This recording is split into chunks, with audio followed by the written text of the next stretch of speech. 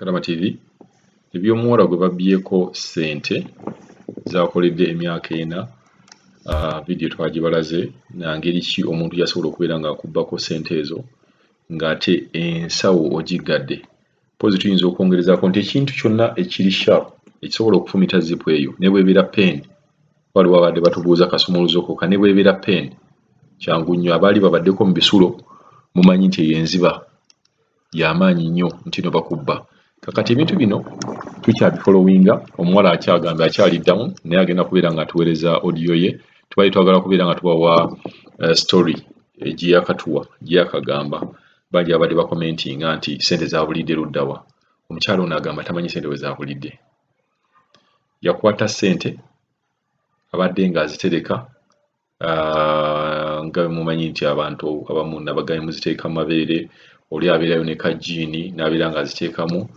Waliwo ne yagambye awo nti osobola ozeepaadinga. Ebintu nga bino nze njagala mbabuulire nti ekintu nga kiguddewo mumanyi nti kisobola okugwa ku muntu yenna. Kye tuba tubeera tulina okukola just kwewa magezi nti ssente zino olaba nga bw'ogamba nti n'okwepaadinga ssente osobola oziteekawa.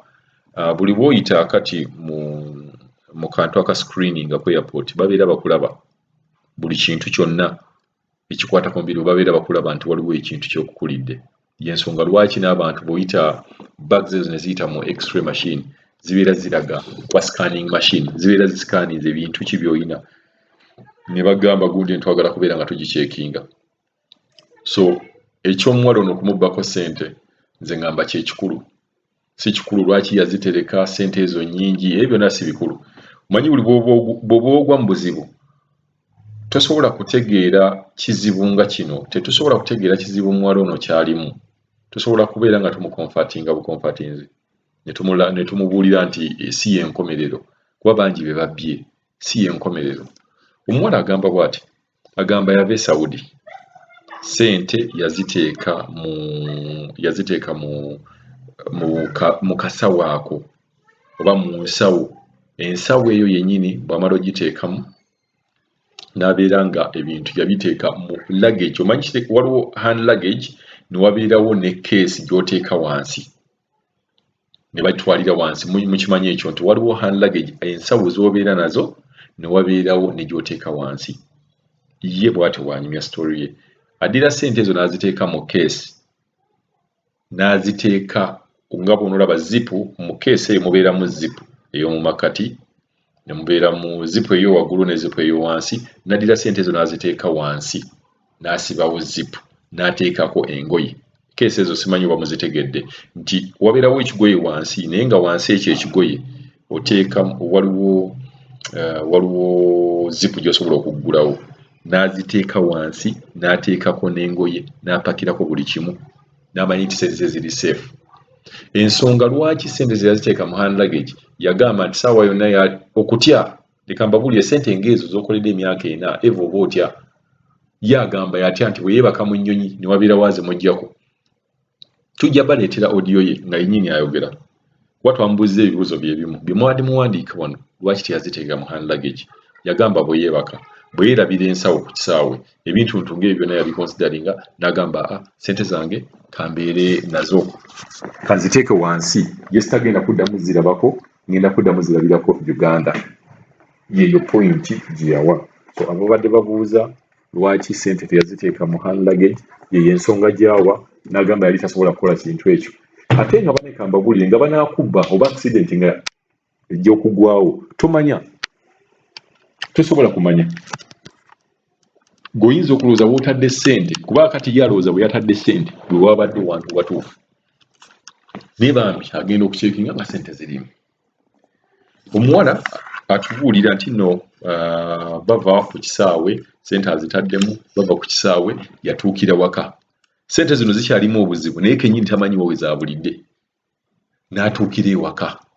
Bw'amala okutuuka ewaka, keesi ne batikkula keesi, n'agenda baali bamutegekedde ekijjulo nga mumanyi nti omuntu bw'otuuka olya, ne balya keesi nga bazitadde mu kisenge. Ye amanyi ssente ze mweziri, kuba ajjukira kufulu yagira nga bwe nabalaze vidiyo eyo, g'obeera sure nti no ssente zo mweziri kuba ne kufulu ogirabako. twamubuuza yakyekingako keesi eyo yagamba nti teyakyekinga keesi kuba kufulu already yali aziraba nti no kweziri ne bamala okulya ne yeebakamu ng'akooye bw'amala okwebakamu ng'akooye n'azuukuka mu kuzuukuka wano n'agamba okekangabira ebintu abantu bye nabaleetedde n'agaba ebintu temuli kintu kyonna kye baakwatako mu bintu bye yali aleese okugabira abantu okuggyako ssente zokka n'akwata n'agabira ebintu naye ye agamba nti ebintu bino bw'agulawo keesi bw'ati ebintu engeri gye yali abipanzeemu si bwe byali ebintu engeri gye yali abipanzeemu si bwe byali naye ye yalowooza nti oba ennyonyi nti ennyonyi baba bwe beebuuka ebintu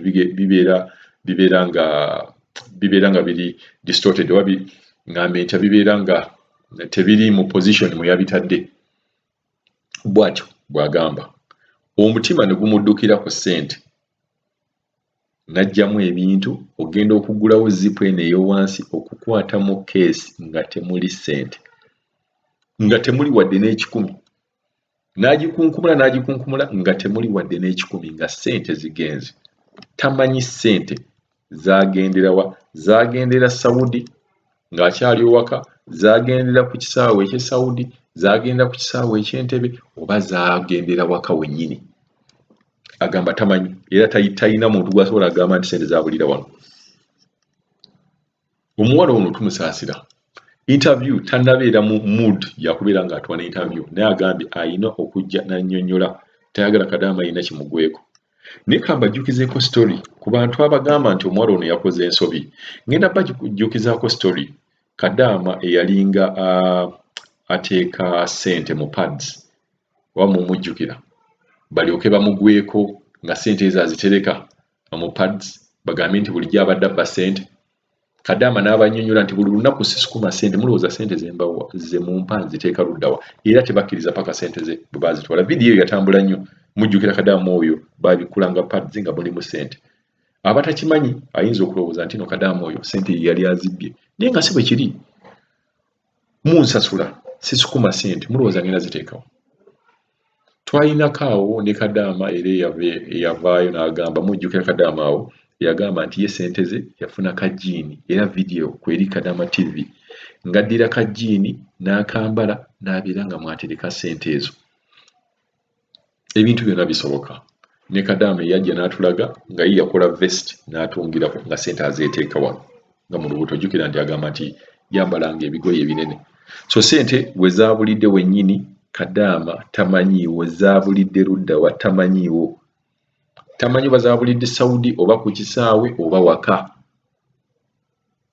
embeera ng'eyo njagala ogitunuulire nti okoledde emyaka 4 ssente zo zonna z'oba okoledde zigenze ekyo kintu kyangu nnyo bakadaama era ntwala okubeera nga mbalabula nti ne bw'oba oze wano e Uganda tebakulimbanga ne bagamba nti nno leeta ssente ezo tulina ekifo kye tugenda okugulamu n'omala n'ogenda nga tonnaba kusetolinga sooka osetolinge sooka oggwemu ebbugumu ssente ziteeke ku akawunti omale n'okusoma embeera y'e Uganda tojjanga wano e Uganda ne bagamba ssente bagenda zisabira tulina sitori ya Kadaama naye baamubbye ssente bwe bato nga bagamba bagenze kusabira ssente ye story gye tugenda okubeera nga tuzzaako twagadde tusooke tumalirize story y'ono omuwala gwe babbyeko ssente za myaka 4 mubeere beegendereza buli bw'obeera ng'ovudde wano n'ogenda n'okola ssente togezaako okubeera nga ssente z'omala kugamba gaziwaayo nze ate nsobola okusayidinga ne Kadaama ono